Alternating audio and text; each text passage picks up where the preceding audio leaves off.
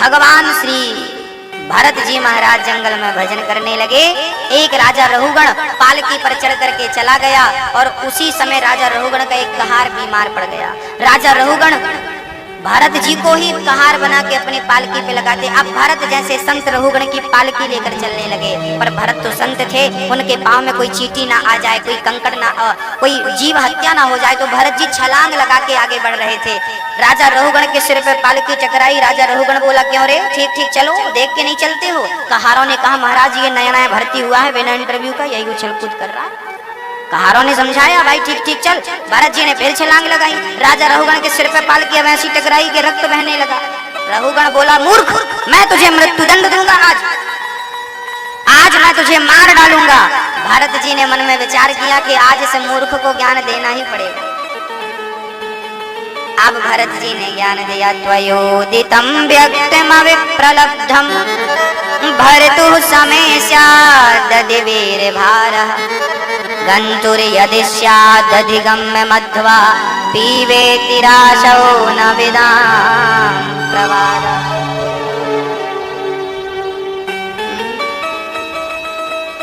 मैया, ओ मैया, किसे देख रही हो?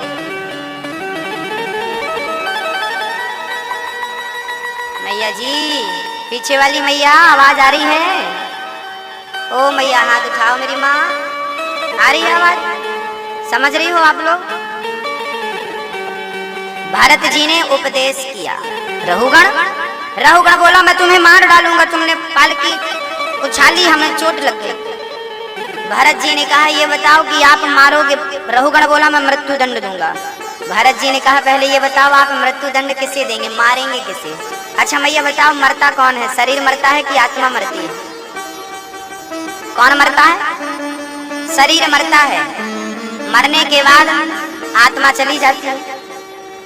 आत्मा गई तो मर गए, फिर शरीर जला दिया लोगों ने, गाड़ दिया, तो मरा कौन? कौन मरा? हमें तो लगता है शरीर भी मरता नहीं है, शरीर तो ऑलरेडी मरा ही था, क्योंकि आत्मा निकल गई तो ये क्या बचा? ये शरीर कितने चीजों से मिलकर बना है मेरी माँ? ये शरीर आपका हमारा कितनी चीजों से मिलकर बना है? बोलो मेरे भाई, कौन कौन सी? पृथ्वी, जल, वायु, अग्नि, आकाश, इन 5 चीजों से मिलकर आपका और ये पूरी प्रकृति बनी है। और जब हम आत्मा हमारी निकल जाती है तो ये 5 तत्व कहाँ चले जाते हैं? बोले 5 तत्व 5 में ही समा जाते हैं। भाई मिट्टी से घड़ा बना, तो जब घड़ा टूटा तो घड़ा टूटा, मिट्टी थोड़ी टूटी। बोलो क्या टूटा? बिगड़ेगा तो घड़े का बिगड़ेगा, मिट्टी का क्या बिगड़ेगा? अच्छा, घड़ा टूटने के बाद कहाँ मिलता है? कहाँ मिलता है? मिट्टी है, मिट्टी में मिल जाता है। सही बोल रहा हूँ क्या? हाँ, जैसे घड़ा मिट्टी का मिट्टी में मिल जाता है, ऐसे ये शरीर आपका हमारा मिट्टी का बना है, 5 तत्वों का, 5 में मिल जाता है। तो ये मिल जाता है, ये मरता नहीं है। मिट्टी मरी थोड़ी, मिल गई, ये मरा थोड़ी, जहां से था मिल गया। अब बची आत्मा, तो आत्मा क्या है मेरी माँ? कहाँ से आती है, कहाँ जाती है? कुछ जानकारी है आत्मा के बारे में आपको? कहाँ से आती है ये आत्मा? चीज क्या, कितनी बड़ी होती है, आप बताओ जरा। कहाँ रहती है? शरीर के किस अंग में आत्मा रहती है? कान में है कि सिर पे है कि गले पे है कि हृदय में है कि पेट में है कि किडनी में है कि कमर में है कि कहाँ? बताओ, आत्मा कहाँ रहती है? पहले ये बताओ, आत्मा का स्वरूप क्या है? किसे कहते हैं आत्मा? आत्मा किसे कहते हैं मैया जी? बता दूं मैं? आप समझेंगे ना, तो सुनिए। आपने कभी दर्पण में अपना चित्र देखा होगा। दर्पण में जो आप देखते हैं वो क्या होता है? वो आपका प्रतिबिंब होता है। क्या होता है ना मैया जी? मैया जी, दर्पण देखा आपने? क्या दिखता है उसमें? आपका प्रतिबिंब दिखता है। ऐसे ही जैसे हमारा प्रतिबिंब दर्पण में दिखता है, ऐसे परमात्मा का प्रतिबिंब ही ये आत्मा है, ईश्वर अंश जीव अविनाशी, उसी का अंश है। उस एक परमात्मा का अंश आप हैं, एक अंश मैं हूं। अब आप कहेंगे कि भगवान एक है, तो फिर उसकी आत्मा इतनी सारी कैसे हो सकती है? उत्तर देता हूं। दर्पण की दुकान पे आप जाएंगे तो जितने दर्पण होंगे सब में आपका प्रतिबिंब दिखाई पड़ेगा कि नहीं? बोलो हाँ या ना। समझ में आए तो हाँ बोलना, समझ में ना आए तो ना बोलना, हम फिर समझाएंगे। जितने दर्पण होंगे उतने तस्वीर, आपकी तस्वीर दिखाई पड़ती है कि नहीं? बस जितने शरीर है उतनी आत्माएं परमात्मा के शरीर से निकलकर अथवा उनका ये प्रतिबिंब है, ये कितना भी हो सकता है। आत्मा कितनी हो सकती है? बोले आपके प्रतिबिंब जितने हो सकते हैं आत्मा भी उतनी हो सकती है। आपके प्रतिबिंब कितने हो सकते हैं? लाखों भी हो सकते हैं, करोड़ों भी हो सकते हैं, अरबों भी, खरबों भी हो सकते हैं।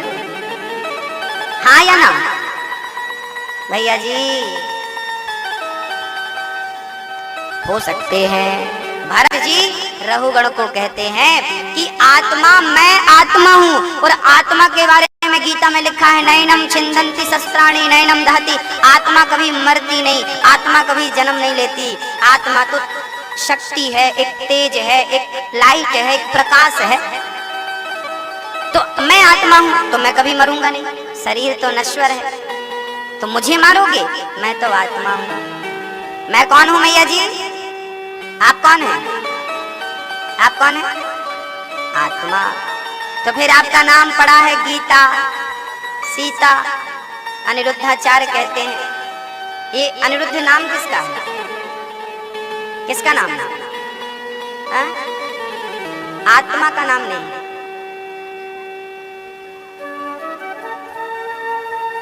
आत्मा का नाम अनिरुद्ध नहीं है, आपका नाम प्रकाश है। ये जय नारायण जी है। तो ये जय नारायण किनका नाम है? शरीर का नाम जय नारायण है। ये जो नाम होता है ना, ये वस्तु विशेष की पहचान के लिए, कि संज्ञा सर्वनाम तो पढ़ा होगा आप लोग। ये पहचान के लिए के नाम दिया जाता है, वस्तु विशेष की पहचान। ये माइक है, नाम दे दिया माइक। ये नाम गुब्बारा दे दिया, ये कैमरा नाम दे दिया। नाम है, आपका नाम कुछ है, हमारा नाम अनिरुद्ध है। तो ये अनिरुद्ध नाम मेरी आत्मा का नहीं है, शरीर का नाम। ये तो मेरी पहचान के लिए के नाम का सहारा लिया, दे दिया, एक नाम दे दिया। कॉलोनी बना रहे हैं तो कॉलोनी का नाम दे दिया ताकि इससे पहचान हो। महू शहर का नाम दे दिया ताकि शहर पहचान। हरसोला नाम देना था, नाम दे दिया। नाम है ये, दे दिया। वस्तु की पहचान के लिए के नाम दिया जाता है। अब हम आपसे कहें सरौता लाओ, तो आप सुई थोड़ी लाएंगे। तो सरौता का नाम इसलिए दिया गया ताकि आप उस वस्तु को पहचान सको। अब हरसोला में इतने सारे पुरुष हैं, अब हमने जय नारायण कहा तो ये पहचान गए, हमें बुला रहे हैं। अब इतने सारे तो क्या होगा इसका? क्या अब कोई नाम ना हो तो क्या बोलेंगे? अब इतनी माताओं में हमें किसी, यहाँ पे किसी का नाम सुनीता है, अब हमें बुला, अब हमें कोमल मैया को बुलाना है, कोमल भैया यहाँ आओ, तो नाम लेके बुला ली, तो वही बसाएंगे। अब हम बोले तो कौन? कोई नहीं आएगा। उसको लगेगा इनको बुला रहे हैं, उसको लगेगा इनको बुला रहे हैं।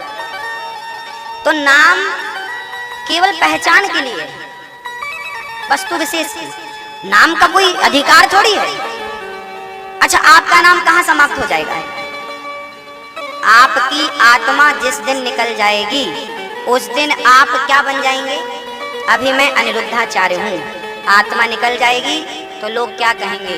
मिट्टी जा रही है, शव जा रहा है, शव यात्रा जा रही है। यही कहते हैं कि नहीं? लोग थोड़ी कहते हैं अनिरुद्धाचार्य जा रहे हैं। आपके गांव में कोई चले गए जो भी अभी, तो उनकी मिट्टी जब निकली घर से तो ये थोड़ी कहा कि फलाने जी जा रहे हैं। मिट्टी जा रही है, शव यात्रा जा रही है। क्या नाम पड़ गया? मिट्टी। सीधी बात। मिट्टी कहते हैं आपके यहाँ के? नहीं कहते हैं। क्या बोलते हैं? क्या बोलते हैं? क्या बोलते हैं आपके यहाँ? जो बोलते हैं बोलो, वो बन जाओगे, वही जो बोल रहे हो वही बन जाओगे। यही रियल सच्चाई है हमारी। हमारा नाम उस दिन समाप्त हो जाएगा जिस दिन हम, हाँ, लेकिन हमारी अच्छाइयाँ हमारे जाने के बाद भी अमर रहेंगी भक्तों। हमारा कर्म कभी मिट मिटता नहीं है। हमारा अच्छा और बुरा कभी, हम अच्छा करके जाएंगे तो भी वो मिटेगा नहीं, और बुरा करके जाएंगे तो भी नहीं मिटेगा। लोग कहेंगे फलाना लादा मर गया, ओसामा मर गया, पर आज भी उसे याद किया जाता है। अरे गए तो राम भी, गया तो रावण भी, दोनों को हम याद करते हैं विजयादशमी के दिन। लेकिन फर्क इतना है कि जब राम को याद करते हैं तो मंदिर बनाते हैं, रावण को याद करते हैं तो पुतले जलाते हैं। बस फर्क इतना है, याद दोनों को किया जाता है। तो मैं कौन हूं?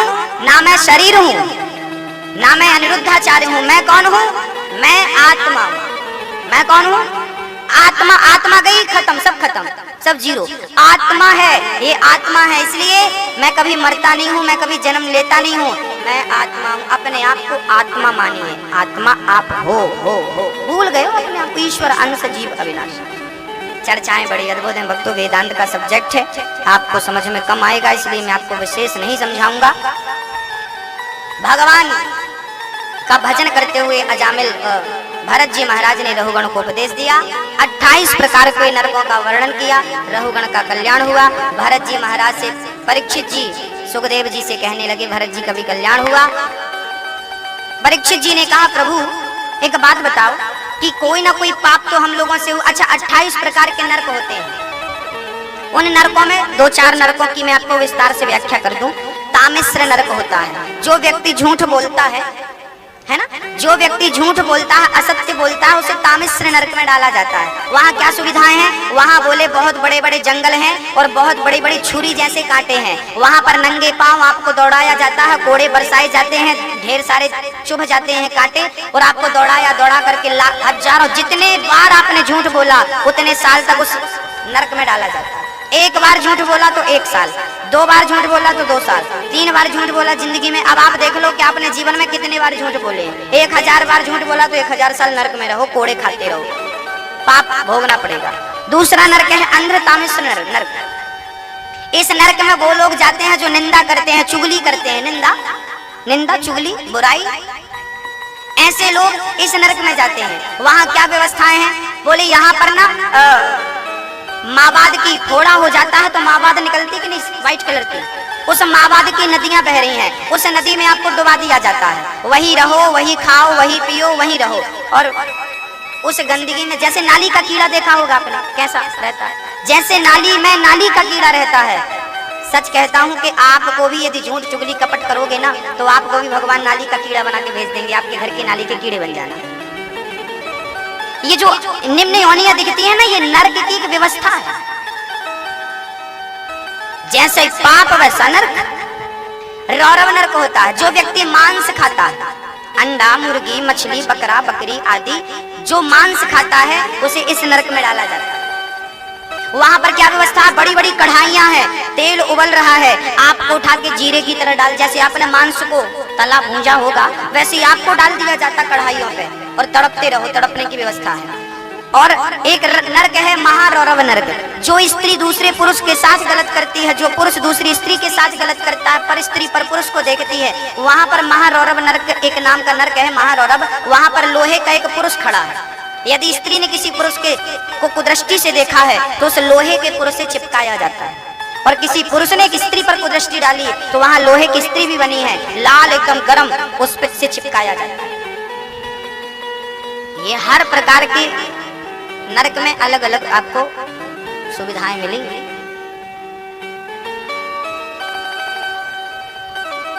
जैसी करनी वैसी भरनी। आज किया कल पाएगा। आज बोया कल काटेगा, आज किया कल पाएगा। चढ़ता सूरज धीरे धीरे ढलता है, ढल जाएगा। ढलना तो सूरज को भी पड़ना पड़ता है, आपको और हमको, इसलिए गलत ना करो। भोगना पड़ता है। मेरी माँ, आप लोग समझते नहीं। लोगों को लगता है हम झूठ बोलेंगे कौन देखेगा, हम पाप करेंगे कौन ना। जब तुम्हें कोई नहीं देखता उस समय भी भगवान लाख आंख से देख रहा है तुझे देखने वाला। सच की खेती कर लो चतुर नर, समय गुजरता जाता मेरे मालिक की दुकान में। सब लोगों का कोई नहीं बचता, कोई सब एडवांस है वो परमात्मा। जिसने कंप्यूटर बनाया। आज के जमाने में ना सब इनकम टैक्स से कौन बचा, बताओ? सबका हिसाब किताब मोदी जी के पास है कि नहीं? यदि आज के हिसाब में सबके हिसाब यदि सरकार के पास हो सकता है तो परमात्मा ने ब्रह्मांड बनाया तो क्या हमारा हिसाब उसके पास नहीं होगा? उसकी टेक्नोलॉजी तो और एडवांस। आपने तो कंप्यूटर बनाया, उसने तो आपको ही बना डाला। बताइए, आपने तो कंप्यूटर बनाया, सैटेलाइट बनाई, उसने तो आपको बना डाला। फिर कौन बचेगा उससे? इसलिए हम कहते हैं अच्छी करनी कर लो रे भैया, कर्म न करियो काला। अच्छी करनी कर लो रे मैया, कर्म न करियो काला। लाख आंख से देख रहा है तुझे देखने वाला। सच की खेती चने की बहुत कर ली, लहसुन की बहुत कर ली, आलू की बहुत कर ली, अब तो सच की खेती कर लो चतुर नर। समय गुजरता जाता मेरे मालिक की दुकान में, सब लोगों का खाता। गलत ना करना, सब जान रहा, सब समझ रहा। हाँ श्री, अब परीक्षित जी डर गए, प्रभु हमने तो कोई ना कोई पाप किया है, बताओ कैसे बचे? तब भगवान ने कहा, सुखदेव जी ने कहा कि यदि अब देखो आपको नरक जाने से बचना, किस किस को बचना है नरक जाने से?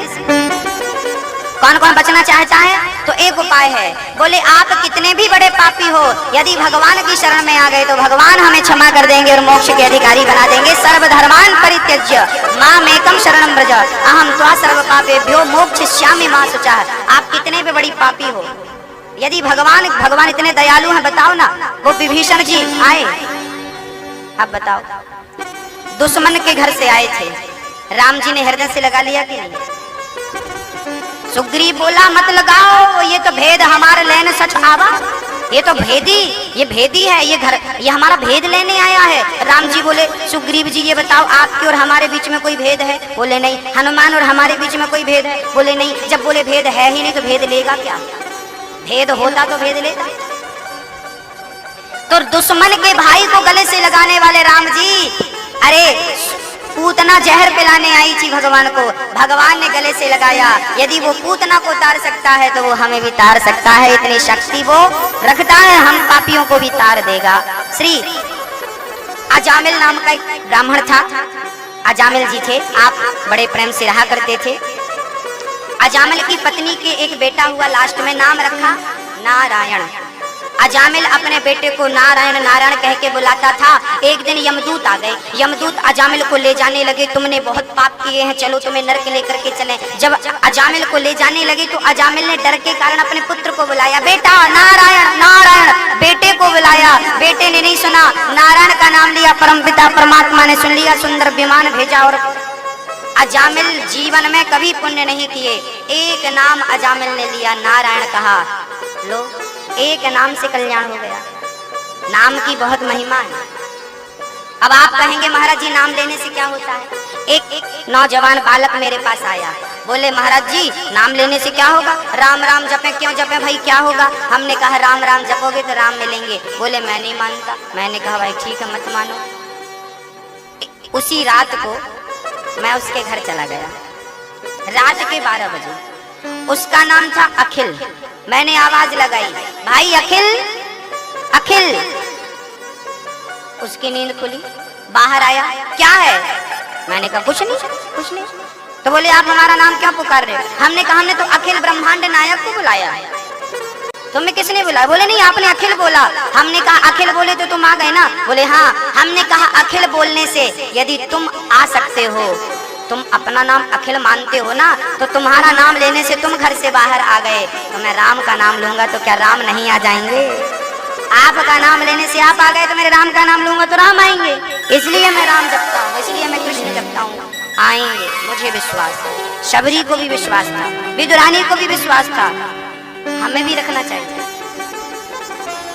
नाम की बड़ी महिमा है। उल्टा नाम जपत जग जाना, वाल्मीकि भय ब्रह्मा समान।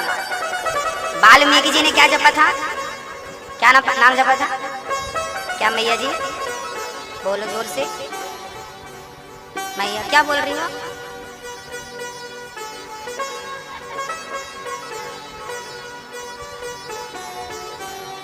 क्या बोलना जेठालाल? हाँ?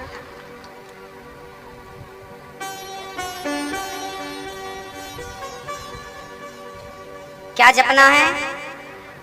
वाल्मीकि जी राम राम नहीं बोलते थे, मरा, राम का उल्टा, मरा मरा। 2 बार मरा मरा कहोगे तो 1 बार राम निकलेगा। तो वो जपते थे, उल्टा नाम जपते वाल्मीकि जी, मरा मरा। वो इतने मूर्ख थे, अर्थात वो इतने कम पढ़े लिखे थे कि उनको नारद जी ने कहा राम राम जपना, वाल्मीकि जी भूल गए क्या बताया गुरु जी, तो वो मरा मरा उनको याद आ गया। तो मरा मरा मरा मरा मरा मरा मरा मरा मरा मरा मरा मरा मरा मरा मरा मरा मरा जपने लगे। मरा मरा जप करके उन्होंने भगवान को पाया और वो इतने बड़े विद्वान बने कि रामायण जैसे महाग्रंथ की रचना श्री वाल्मीकि जी ने कर डाली, केवल नाम के बल पर। मेरी माँ, नाम को आप साधारण मत समझना। एक बार आपको चमत्कार देखना है ना, तो एक काम करना,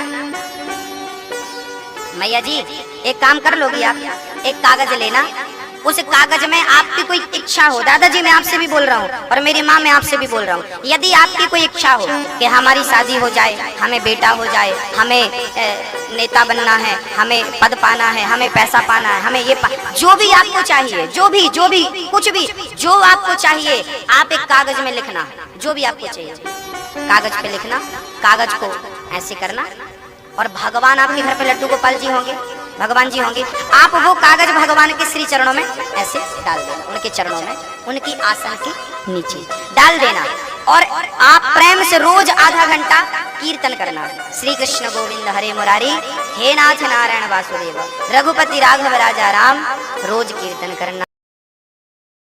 लिखा है कि बेटा हो जाए, तो बेटा 1 महीने में नहीं होगा ना, कम से कम 9 महीने लगेंगे, तो आपको फिर इंतजार करना पड़ेगा साल भर, अर्थात 1 वर्ष के अंदर आपकी वो हर इच्छा पूरी हो जाएगी जो आपने इसमें लिखी थी। यदि यकीन ना हो करके देगा, और यदि ना हो तो मैं कहीं भी मिलूं मेरा गला दबा देना।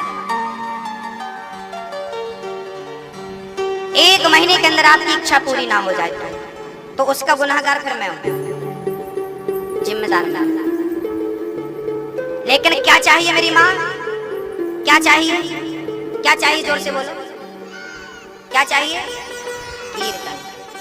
अब कीर्तन में आप लोग कंफ्यूज होते हैं कि महाराज जी गौरी शंकर सीताराम कहें कि श्री कृष्ण गोविंद हरे मुरारी कहें कि श्री राम जय जय राम कहें कि हरे राम कहें, ये बड़ा कंफ्यूज है, क्या करें, क्या कीर्तन करें? तो एक क्लियर कर दें, राम जी और कृष्ण जी ये तत्व एक है, नाम 2 है, तो चाहे गौरी शंकर का कीर्तन करें। अरे मीराबाई किसकी दीवानी थी? कृष्ण की दीवानी थी, पर वो कृष्ण की दीवानी थी फिर भी वो राम राम जपती थी। कभी सुना आपने मीराबाई को राम राम जपते हुए? मीराबाई खुद कहती थी, पायो जी मैंने राम रतन धन पायो। तो लो भैया, वो कृष्ण की दीवानी थी पर वो राम राम जप रही है, राम रतन धन पायो कह रही है। तो वो जो भगवान के भगत होते हैं ना, वो राम में और कृष्ण में एक रत्ती अंतर नहीं मानते मेरी माँ। वही राम है, वही कृष्ण है, वही शिव है, वही सर्वत्र है मेरी माँ, वही है, उसके नाम अलग है, रूप अलग है, वही है। आप कीर्तन करिए, कीर्तन करिए, हरे राम राम राम, जो आए मन में, इनके जो मैंने करके दिखा दिया वो अजामिल का उद्धार हो गया नाम के बल पर। इंद्र ने एक बार अपने गुरु का अपमान किया, जिसके कारण गुरु जी नाराज होकर चले गए। तब इंद्र ने विश्वरूप को अपना गुरु बनाया, विश्वरूप की हत्या कर दी इंद्र ने, ब्रह्म हत्या लगी।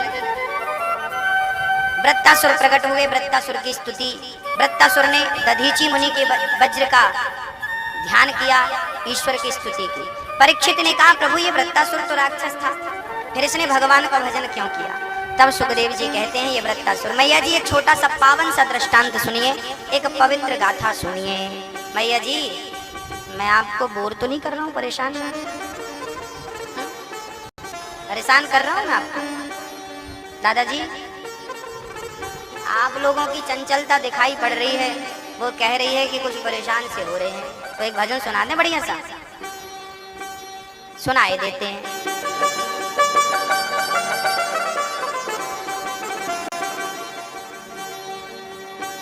कन्हैया तुम्हें एक नजर देखना।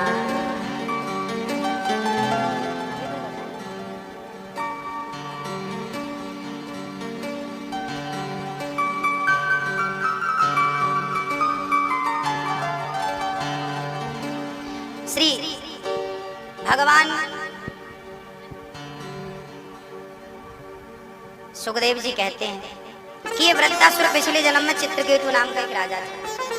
इसने भगवान की स्तुति क्यों करी ये सुनाने लगे। सुनो ध्यान से, भजन सुनाते हैं आपको। चित्रकेतु नाम का एक राजा था। उस राजा की ढेर सारी पत्नियां थी, पर दुर्भाग्य देखिए पुत्र एक को भी नहीं हुआ। एक दिन घर पे एक संत जी आ गया। चित्रकेतु चरण पकड़ के बोले, प्रभु जी मेरे बेटा नहीं है, बेटा मिल जाए। संत जी ने कहा ठीक है।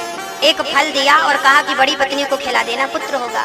चित्रकेतु ने अपनी बड़ी पत्नी कृतद्युति को फल खिलाया। कुछ दिनों के बाद वो गर्भवती हो गई। उस समय आने पर सुंदर सा राजकुमार घर पे हुआ। खूब आनंद मनाया गया, घर घर लड्डू बांटे गए।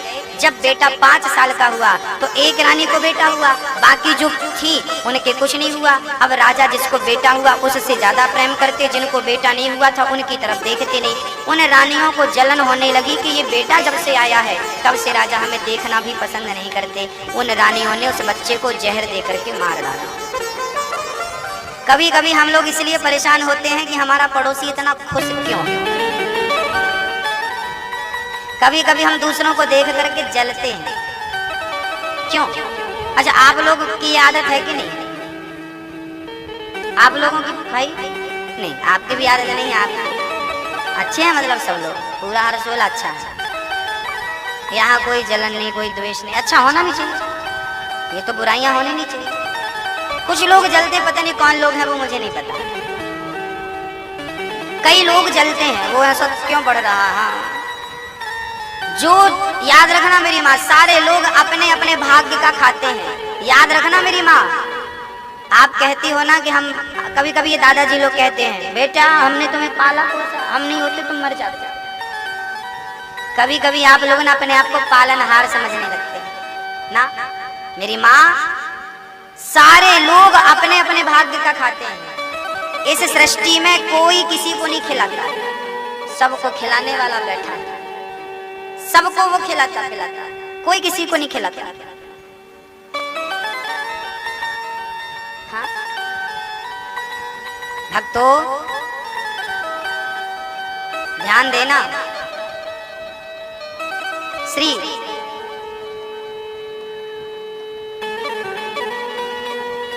संतों ने कहा चित्रकेतु के बेटा हुआ, उन रानियों ने विष देकर मार दिया। बालक मरा पड़ा है, पिताजी रो रहे, माँ रो रही, प्रजा रो रही।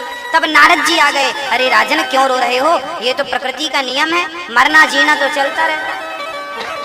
अच्छा, आप लोग भी किसी और के मरने पे जाते हो ना तो आप लोग बहुत समझाते हो, मत रो, ये तो नियम है, ऐसा होता होनी, कौन टाल सकता, होनी को मरना पड़ता, तुम्हें भी हमें भी। जब आप लोग ना किसी के मरने पे जाते हैं बहुत बढ़िया समझाते हैं, फिर जब आपके यहाँ कोई मरता है तो फिर आप लोग रोते हैं, फिर वो आपको समझाता है जिसको आपने समझाया। इसका मतलब समझाना तो आता है, समझना